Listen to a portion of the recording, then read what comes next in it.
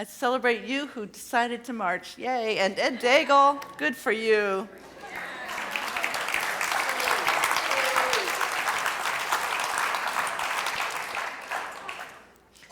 For some of us old hippies, that's this whole day is kind of a crazy day, mentally.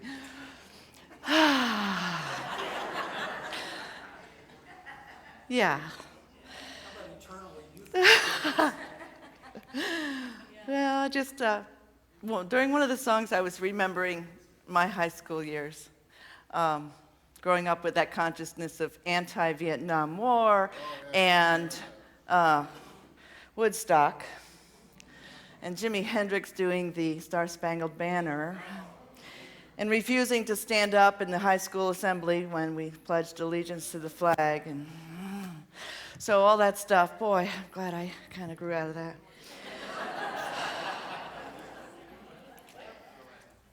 Growing into an awareness that it's okay to be proud of this country even if it has its problems. And to be grateful that we are in this country that has democracy since 200 plus years ago, and we watch a country like Egypt just pushing and pushing and pushing to get to that space that we so easily enjoy. That's real gratitude for those amazing people who visioned that and pushed out of the control that they felt in Europe. Something to be grateful for every year, regardless of whether we agree with the government or not. And that really fits into what I want to talk about today with the fifth principle, and you'll see how it does. So I'm finishing a series of the Unity Basic Principles. And of course, these are universal principles. They fit into a lot of paradigms of religion and philosophy. I just want to do a quick review before we finish and talk about the fifth principle. These principles were pulled together as a synopsis of what Connie Fillmore Bazzi thought unity teaches. Connie Fillmore Bazzi is the great-granddaughter of Charles and Myrtle, who founded the Unity movement. And there are many, many classic readings that we can find from Charles' lectures. And it's pretty hard to kind of summarize them. So she was asked in 1990 to do that very difficult task for a very short article in the Daily Word. And if you've ever picked up the Daily Word, the articles that start it are like 3 or 4 pages long, and that's it. So it was quite a challenge for her to take all of those teachings of New Thought and pull them into 5 principles. But so there's plenty of discussion about whether or not they're really a summary or accurate summary or not, but they're very useful for us to kind of pinpoint what exactly do we believe about God and our humanity and the power of our thoughts. And so I just want to do a quick review of what we've discussed in the past few weeks. The first principle is there is only one ultimate power in the universe, and that power is God, and its nature is absolute, unchanging good. That's a huge part, that we think of God as a principle and a power, and it's the only power in the universe. All other powers that seem to be not of God are not ultimate reality. They're not absolute. They will fall away. And then the next one talks about if there is only one power in the universe, one presence in the universe, then all of the universe is part of that, including human beings. They were created from absolute good, from God. And so our inherent nature is also good. We call the inherent goodness of human beings the Christ. That's a word that Unity uses for that consciousness. You could call it the Christ consciousness, that goodness, that divinity of us. You could call it the Buddha consciousness. You could call it the Atman consciousness, whatever. That's why we like to think of this as a universal, because it doesn't have to have that word Christ if that doesn't work for you, especially if you didn't grow up in Christianity. You might not want to use that. Use the divinity of me. That is your consciousness. And we often forget that. So that's a real good reminder that we are created from God, from good, from that absolute power of goodness. Now, that has a lot to do, we talked about that several weeks ago. Can be a big diversion from some of our childhood where we were taught that we were born in sin. This says we were born in as good. So if we have problems with not always showing up good or pure, it's up to us to come into an awakening that is our essential nature and come back to that. So the third principle leads us into how. It says our thoughts are our creative power. Whatever we persistently focus our thoughts and feelings upon manifests in our lives. So if we consider ourselves not good, sinful, unworthy, then that's the kind of life we're going to experience. And if we consider ourselves remembering that first statement that we are, in the second, about that we are part of that universal absolute good, if we develop a habit of that thought, we can manifest in our lives a life that's filled with good blessings, happiness, and hopefulness. We talked quite a bit about that last week and had great discussions during the second hour. So the fourth one, we didn't talk about quite as much, but we do a lot of conversation and talks about these tools that help us to remember the principles, prayer and meditation. They are essential elements of the spiritual life because they focus our thoughts on our oneness with God and all of creation. Implied in that is, what is prayer and unity? It's remembering. It's remembering our true self. It's not begging. It's not pleading. It's just claiming our wholeness, claiming our oneness, and knowing that as beloved children of God, so to speak, we inherit all of the blessings that God represents, that power and presence, that ultimate power and presence that is good. That's our inheritance. And prayer is a way of claiming, and meditation is a way of forgetting, letting go of the busy mind of negativity and fear, and remembering through prayer, letting go, forgetting, and remembering all together. The discipline of coming back to who you truly are. So the fifth principle seems like this feels like enough. That's a tall order right there. The fifth principle has a bold statement. Knowing and understanding these laws of life, our so-called truth, are not enough.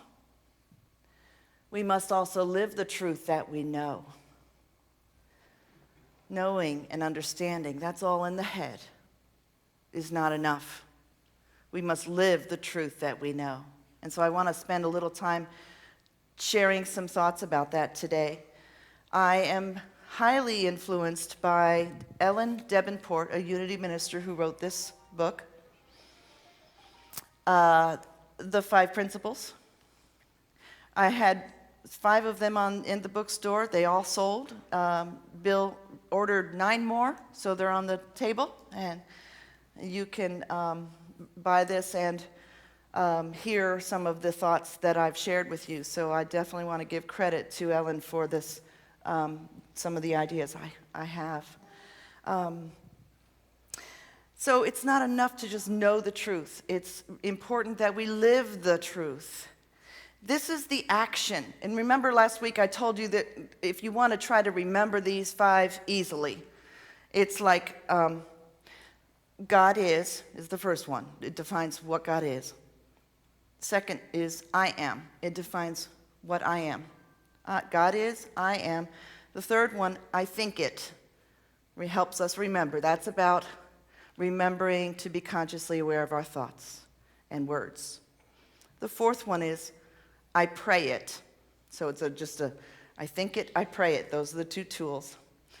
And the fifth one is I act it. Okay, God is, I am, I think it, I pray it, I act it. All right? So action is the theme for this one. And my question is, what kind of action? What action? And so you're going to see how this does fit in with freedom and choice, this theme that we've had about 4th of July, and my little anecdote about what high school was like for me in the Pledge of Allegiance. I act it. What I want to share with you is about how, yes, this is spiritual freedom.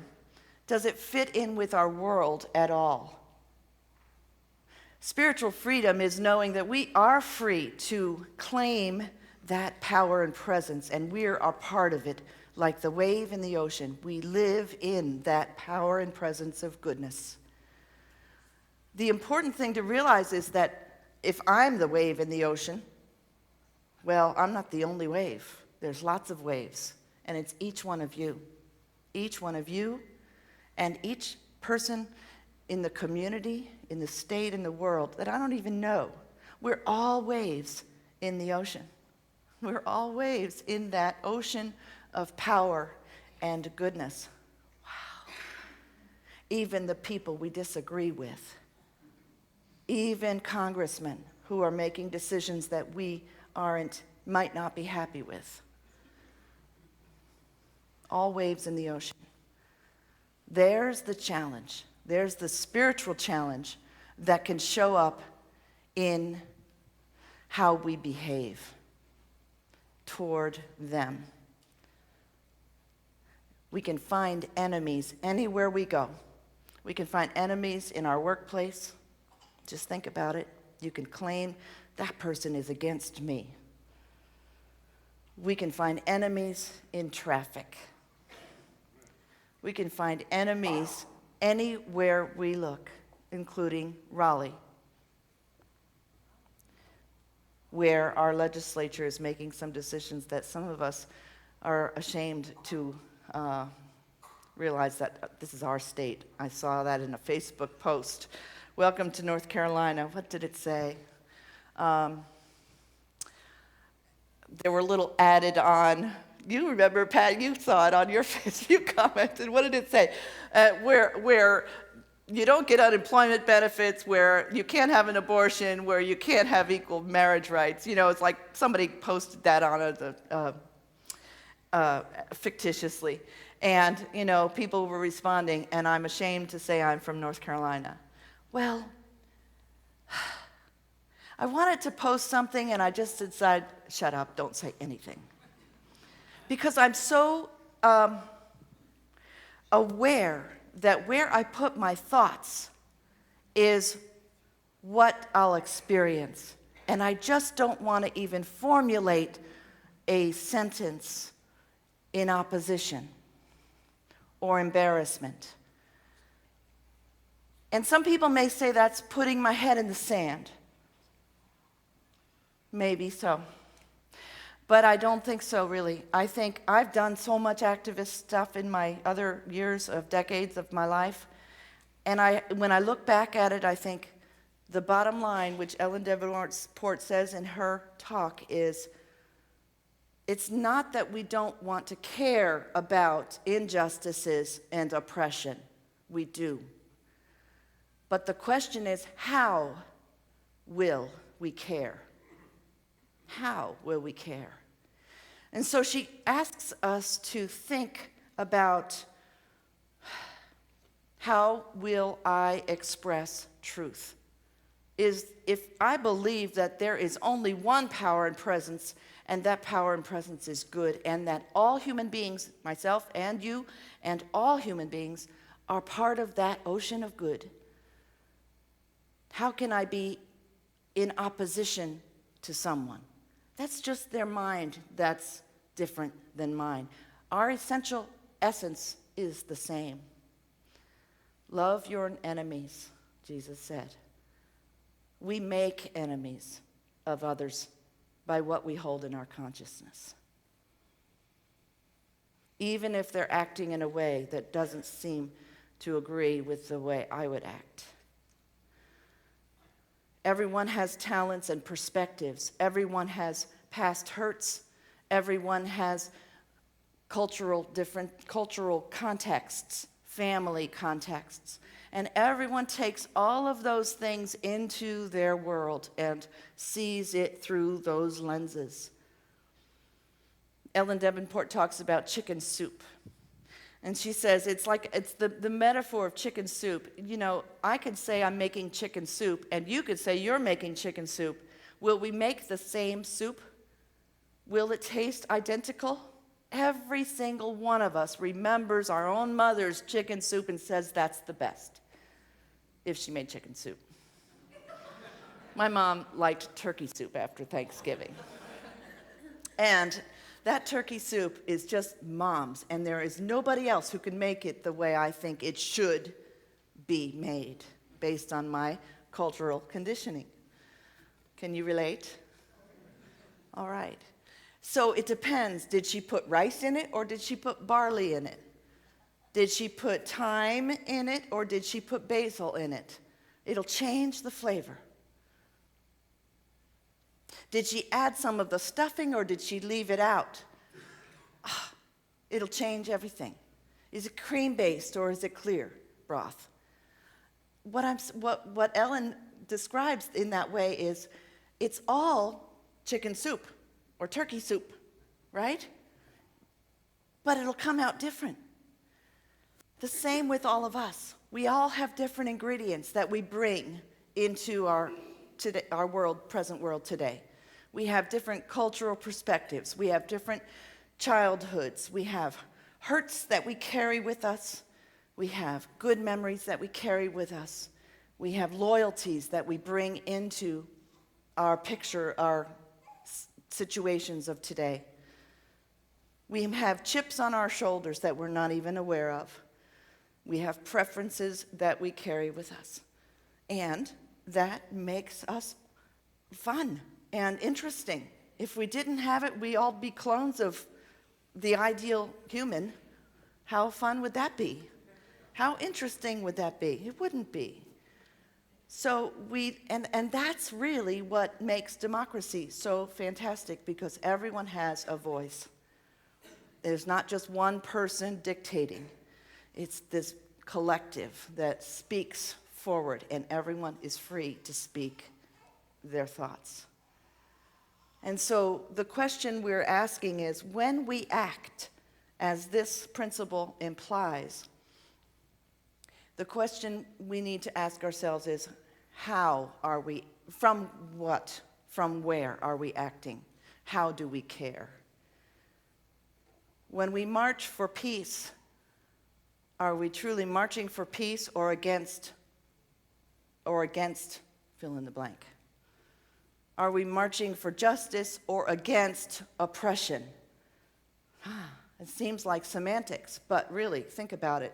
Where is your consciousness when you act? Mother Teresa said, if you invite me to an anti-war demonstration, I won't go. But if you invite me to a peace rally, I'll go. What's the difference? It might look the same. Where is the difference? In the consciousness, in the heart. I'll stand for peace and freedom. I won't stand against, because what we resist persists. Some other people read this and say it has nothing to do with outer actions. It has to do with applying the first four principles. Am I doing my conscious choosing of my thoughts? Am I taking time to pray, claim my goodness, and meditate, lose my old paradigms. And that in itself is the effective action. And there are many on this planet who I think of a man in India named Sri Aurobindo, who said, along with his partner, mother, they called her, all we need to do is hold that consciousness. Hold that consciousness of we're all waves in the ocean of good.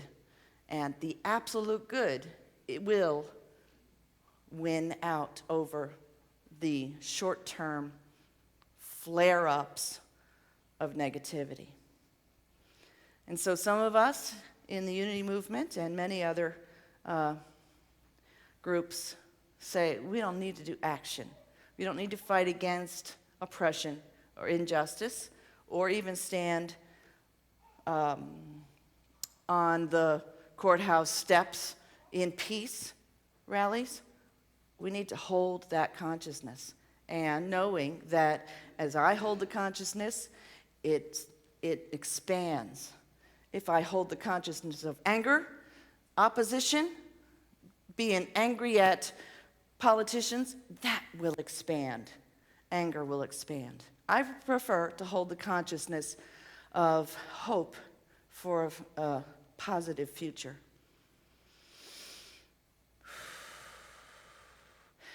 I did a lot of activism in the 90s and the 80s.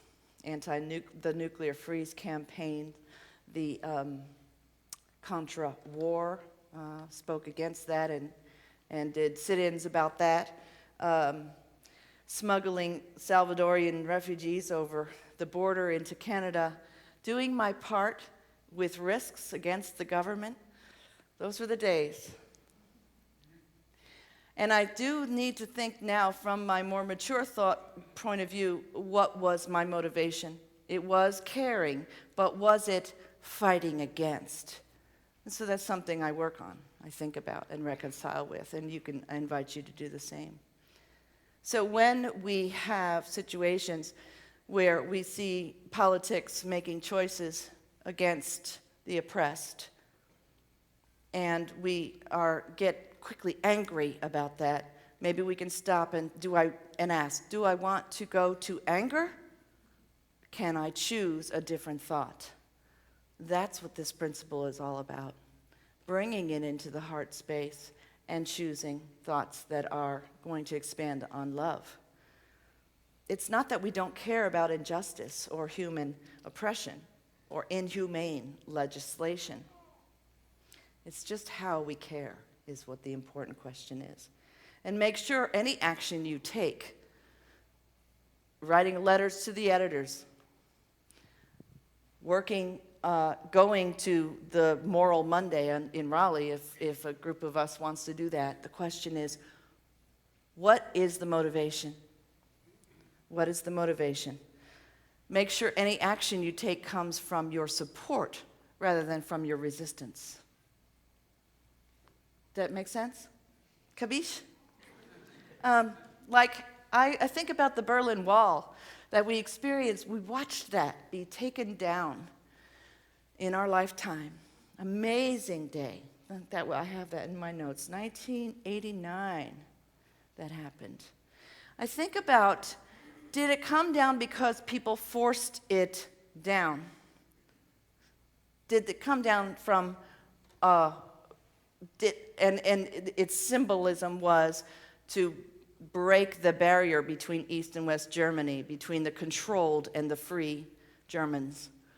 I think it came down because there was a shift in consciousness. It came down peacefully because a consciousness shift had occurred. And those are the kinds of changes we want to see in the world. Those are the kinds of changes. And that reminds me of the simple song we sing every single week at this church.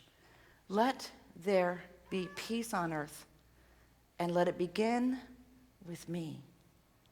That's where it begins. That's where freedom from oppression begins. It's not a physical or measurable thing. But I do believe that when I hold the consciousness of freedom for me, I will experience freedom. If I hold the consciousness of victim for me, I will experience victim. So if I hold the consciousness of freedom for you and you and you and you, I'm not separate from you. We're all connected. Energetically, we are all connected. We are all one. That's what we say. Do we believe it? Do we act on it? If I hold that consciousness of freedom for you, you will experience freedom. If I hold that consciousness of anger for you, toward you, you will experience the negativity that anger creates. If I hold that consciousness of helplessness for a certain population of our society, that's what will be reinforced in their lives. So I choose to hold the consciousness of freedom for everyone and hold that hope that everyone in our world, even those who seem so oppressed that they need to be rescued, I hold that consciousness of freedom for them so that they can see that glimmer of hope and step into pulling freedom into their lives. Consciousness shift is what makes a new world, and that's what I hope for. That's what I call you to hope for as well. The next song that the band will share with us is one that Dave wrote, and I peeked at some of the words. I hope you'll pay attention to it when they play it. It's about wanting freedom and standing for freedom. And so we'll look at that. It says, not against oppression, but standing for freedom. It's a beautiful prayer for us to really know that when we hold that hope of freedom for everyone, freedom will come. Even if we see it's all jumbled up and messed up now, continue to hold that hope of oneness. And we'll see a new world, a new earth come forth in our lives. That's my hope for you and for me. Thank you. Namaste.